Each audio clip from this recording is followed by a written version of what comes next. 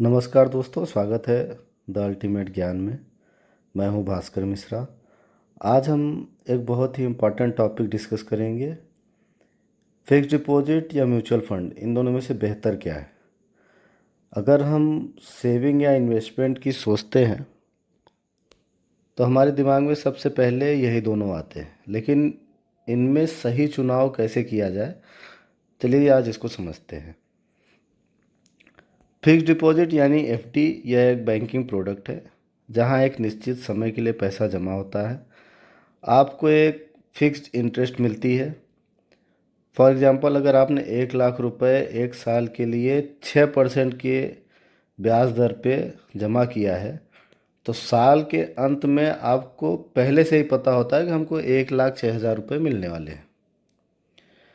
FD जो होता है वो पूरी तरह से सुरक्षित होता है क्योंकि बैंक आपको इसकी गारंटी देता है।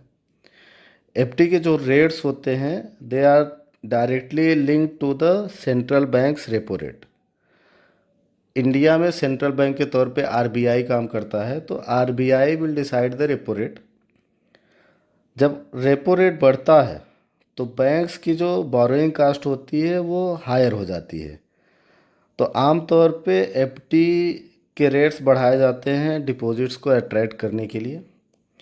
कन्वर्सली, जब रेपो रेट कट डाउन होता है, जब बोरोइंग कॉस्ट लो हो जाती है, तो एफडी के रेट्स भी नॉर्मली डाउन हो जाते हैं।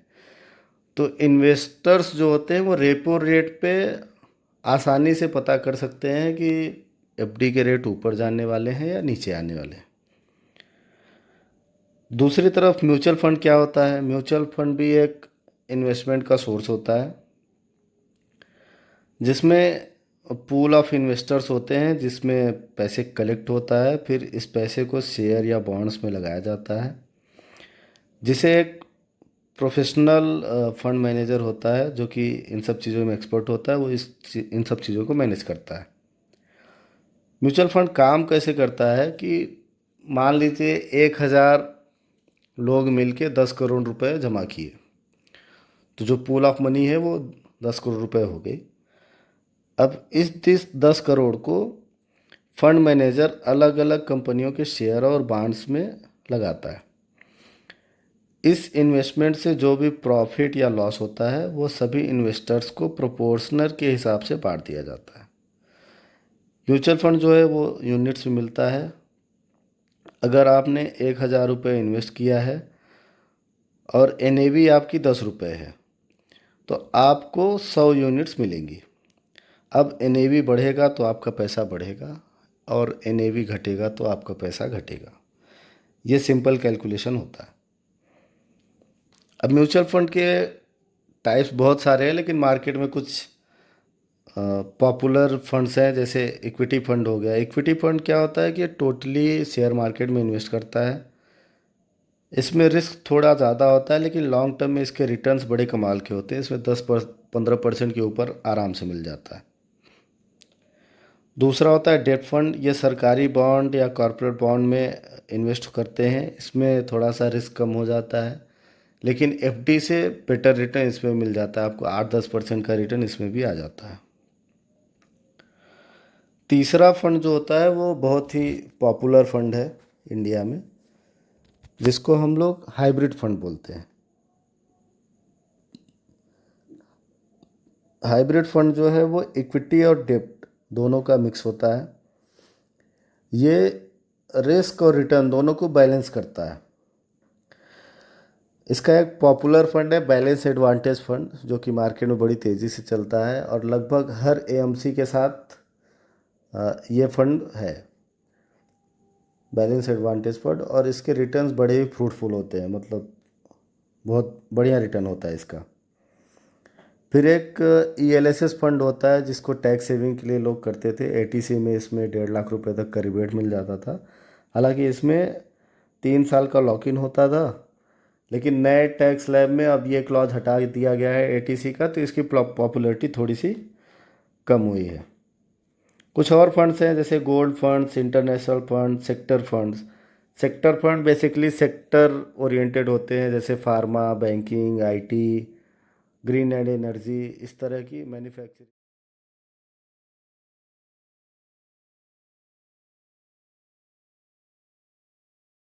इस तरह से पर्टिकुलर सेक्टर में इन्वेस्ट करती है। म्यूचुअल फंड में आप दो तरह से इन्वेस्ट कर सकते हैं, लमसम या एसआईपी। लमसम में आपको वन टाइम इन्वेस्टमेंट करना पड़ता है।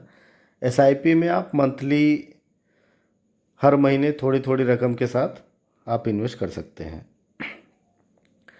तो ये तो आपका बेसिक डिस्क्रिप्शन हो गया कि एफडी और म्यूचुअल फंड होता क्या है। अगर हम इसका नेक टू नेक कंपैरिजन करें तो एफडी जो है वो सेफ ज़्यादा होती है म्यूचुअल फंड से। म्यूचुअल फंड के वैल्यू जो है ऊपर नीचे हो सकते हैं। रिटर्न्स में MF is far better than FD. FD में आपको 5 से 7% का अभी जो मार्केट है उसमें रिटर्न मिल जाता है। एमएफ में अगर आप 2 साल या 3 साल के इन्वेस्ट करते हैं तो मिनिमम 10 से 15% का रिटर्न तो मिल ही जाता है। और मार्केट में ये बोला जाता है कि आप ख़राब से ख़राब फंड भी अगर लॉन्ग टर्म के लिए इन्वेस्ट करते हैं, अगर लंबे समय के लिए उसमें इन्वेस्टेड रहते हैं, तो ख़राब से ख़राब फंड भी एफडी से ज़्यादा रिटर्न दे देता है। टैक्सेशन की बात करें तो दोनों टोटली टैक्सेबल होते हैं।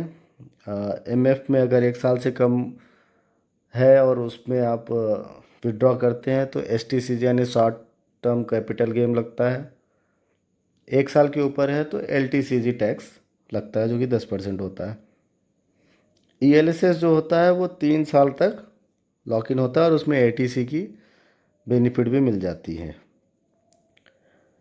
अब ये सुटेबल किसके लिए होता है, तो एफडी बेसिकली सीनियर सिटीजन्स ज़्यादा प्रीफर करते हैं, या जो थोड़ा सा कंजर्वेटिव इन्वेस्टर होता है जिसको एक फिक्स्ड इनकम चाहिए रहती है, अपना पैसा सेफ रखना होता है, उनके लिए ठीक है।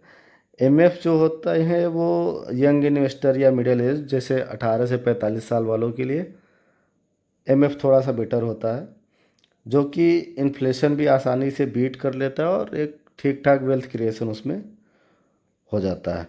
अब आपकी अप्रोच क्या होनी चाहिए, कभी भी आप किसी एक के साथ जाना उतना बेहतर नहीं होता। आप अपनी ज़रूरत और रिस्क के हिसाब से एफडी और एमएफ दोनों आपके पोर्टफोलियो में होने चाहिए। फॉर एग्जांपल इमरजेंसी फंड जो है वो आपका एफडी में होना चाहिए, और जो वेल्थ क्रिएशन या फिर चिल्ड्रन एजुकेशन, हाउस, इन सब का जो है वो आपका म्यूचुअल फंड में होना चाहिए। तो अगर निष्कर्ष देखें तो सरल शब्दों में ये है कि एफडी जो है वो आपको सिक्योरिटी देता है और म्यूचुअल फंड आपको ग्रोथ। अगर आपको फिक्स इनकम चाहिए तो एफडी में चाहिए, वेल्थ क्रिएशन या पैसे ग्रोथ करने हैं तो आप म्यूचुअल फंड में जाइए। समझदारी यह है कि दोनों का सही बैलेंस बनाया जाए और उसके हिसाब से इन्वेस्ट किया जाए। अगर आज आपको ये वीडियो